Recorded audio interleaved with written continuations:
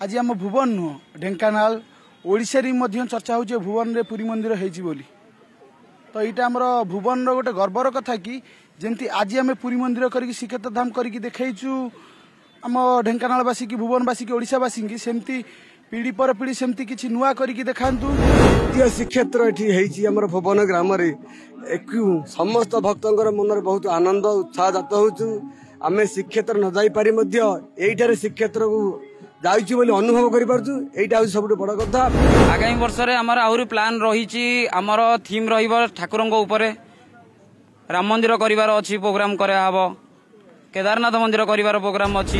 राकेश कुमार पृष्टि दार्जिलिंग क्लब रो सभापति हमर आज की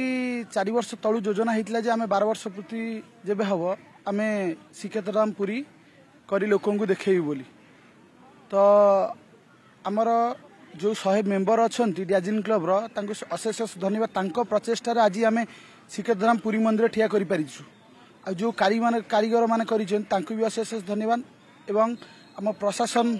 भाई मान को अशेष धन्यवाद कारण सपोर्टिंग आम आज ये खेल पड़िया आज करूँ मंदिरटी एवं आज आमको बहुत एत खुशी लगुच कि आज आम भुवन नुह ढेंकानाल ओडिशा चर्चा हो भुवन रे पुरी मंदिर होली तो यहाँ आमर भुवन गोटे गर्वर कथा कि जमती आज आम पुरी मंदिर करके श्रीक्षेत्र धाम करके देखु आम ढेंकानालवासी की भुवनवासी की ओडिशावासी की सेमती पीढ़ी पर पीढ़ी सेमती किसी नुआ करके देखातु जमती आम भुवन गाँ बहुत आगू को जाऊ भुवन ना हो एवं भुवन गोटे जमती एशिया महादेशर बड़ गाँव में गणति होती सेमती समस्त माइंड रे जो भुवन गोटे बड़ विलेज अच्छी बोली एवं नुआ परिचय भुवन को आज्ञा आम जिते 4 वर्ष तले आम जिते क्लब करूँ आमर से 8 वर्ष क्लब कर तो आमर से माइंड की आसला कि आम गोटे एमती किसी करके देखा जेहेतु समस्ते जाऊँ पुरी कालिया को दर्शन करने तो आम चाहूलु कि कालिया को ये स्थापना करने समस्ते पुरी मंदिर को उपभोग करेंगे एवं पतित बानार माने दर्शन करिकी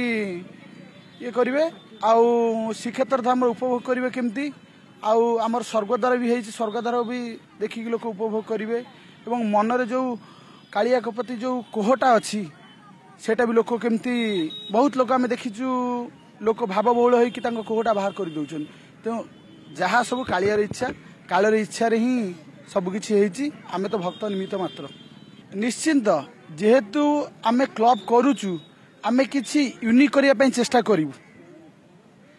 आमे किछि यूनिक चेष्टा करी लोकों को देखा चेष्टा करूँ ए वर्ष जमती आमे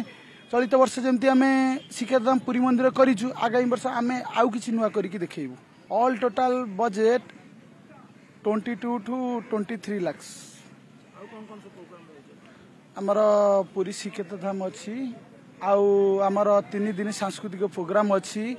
आउ आमर बहुत गुड़े लोकों को जो माने मान्यगण्य व्यक्ति जो माने समाजसेवी तांको आमे संवर्धना करिवार अछि आउ भसाणी शोभा यात्रा रे आमे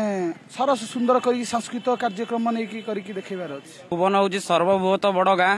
सेठी आज आमे आम क्लब रो दार्जिलिंग रो सब सदस्य माने 12 वर्ष धरी आमे पूजा करी आसिचु आज आमर ये पूजा 12 वर्ष पूरीची तेणु प्रभु श्री जगन्नाथंकर अविकल मूर्तिटे आमे आज करिकी समस्त को पृथ्वीवासी को एतिकी देखापी करूँ किंतु सेतिकी जदि देखापी जदि समस्ते आशा करेंगे आसवे आम आहुरी खुशी हबू। धन्यवाद। आगामी वर्ष रे आमर आहुरी प्लान रहिछि आमर थीम रहिबो ठाकुरंग ऊपरे राम मंदिर करिवार अछि प्रोग्राम करे हबो केदारनाथ मंदिर करिवार प्रोग्राम अछि आमर कला संस्कृति को बजाय रखिया पई ओडिया परंपरार नीति को आमे बजाय रखिया पई आमे करिया पई आमर जीवन उत्सर्ग करी आमे करिवु। आमर एई भुवन गाँव एशियार सबुठ बड़ सहर होची भुवन एई भुवन रे आज जो श्रीक्षेत्र होईची एठी आमे पूरी भलिया समस्त अनुभव करूछु आउ भक्तंकर बहुत श्रद्धा सहित आसी प्रभु जगन्नाथ बलभद्र को दर्शन करुचंती आउ एठी दर्शन करी टंक तोराणी आउ महाप्रसाद आनंद बजार बुलिकी बहुत निजको खुशी मन करुचंती स्वर्गद्वार स्थित रे सेठी बहुत आनंद लीला चली आम अनुष्ठान समस्त पिला मानकर बहुत प्रचेष्टा फल जो द्वितीय श्रीक्षेत्र ये आम भुवन ग्राम समस्त भक्तर मन बहुत आनंद उत्साह जात हो आम श्रीक्षेत्र न जापर यही श्रीक्षेत्र को जाऊँ अनुभव कर सब बड़ कथा आउ ये जिनस को आज मत सुजोग मिली प्रभुंर सेवा करने से निजक बहुत धन्य मन करेणु ये अनुष्ठान आयोजन मान समस्त मोर बहुत आशीर्वाद यही प्रभु पाखे सब लगी रही था।